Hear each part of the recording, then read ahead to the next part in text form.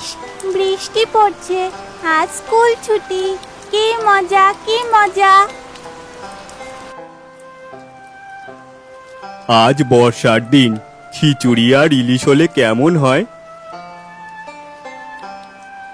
ইলিশ যদি কমে পাও তাহলে নিয়ে এসো, সঙ্গে বেগুন এনো, বেগুনি করব। আর গোবিন্দভোগ চাল আনতে ভুলো না, রাতুল পছন্দ করে। ঠিক আছে, যাচ্ছি এক্ষুনি। ছাতাটা এনো কিন্তু, তোমার তো আবার ছাতা ভুলে যাওয়ার অসুখ। আচ্ছা, মনে রইলো। বৃষ্টির দিনে শহরের রাস্তা যেন কাদার রাজত্ব।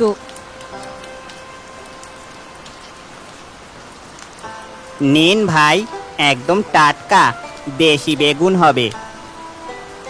আচ্ছা, তাহলে 1 কেজি দিন আমায়।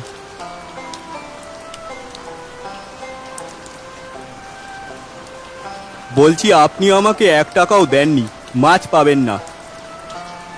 ভাই, মেয়ের জন্মদিন, 700 টাকা দিয়েছি, ভিড়ে আপনি খেয়াল করেননি। আমি ভুলি না, আপনি মিথ্যে বলছেন। কি হয়েছে কার্তিক দা? এই লোকটা 1.5 কেজি কাতলা নিয়ে দাম দেয়নি। ভাই, মেয়ের মুখের দিকে তাকিয়ে এসেছি, এইটুকু গয়না নেই, কেবল কাতলা মাছ কিনেছি, 700 টাকা দিয়েছি। কার্তিক দা, আপনি দামটা আমার থেকে নিন, মাছটা ওনাকে দিন। আপনি বলছেন তাই দিলাম, কিন্তু মানুষ আজকাল। আপনি আমার মেয়ের জন্য দেবতা হয়ে এলেন।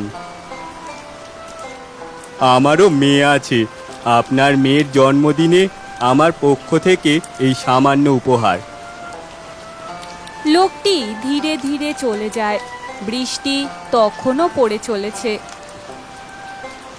মিঠির বাবা নিজের পকেট চেক করেন, তাতে যে টাকা আছে ইলিশ আর কেনা হবে না।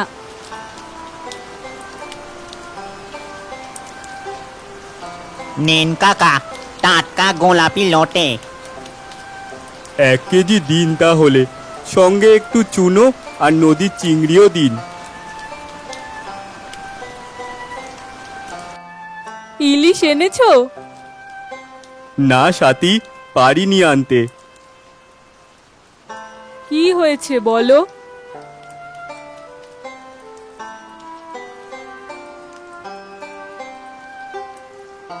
ভীষণ ভালো কাজ করেছো, তুমি চিন্তা করো না, আমি দারুণ রান্না করব। উফ মা, আজকে খাবারটা স্বর্গের মতো।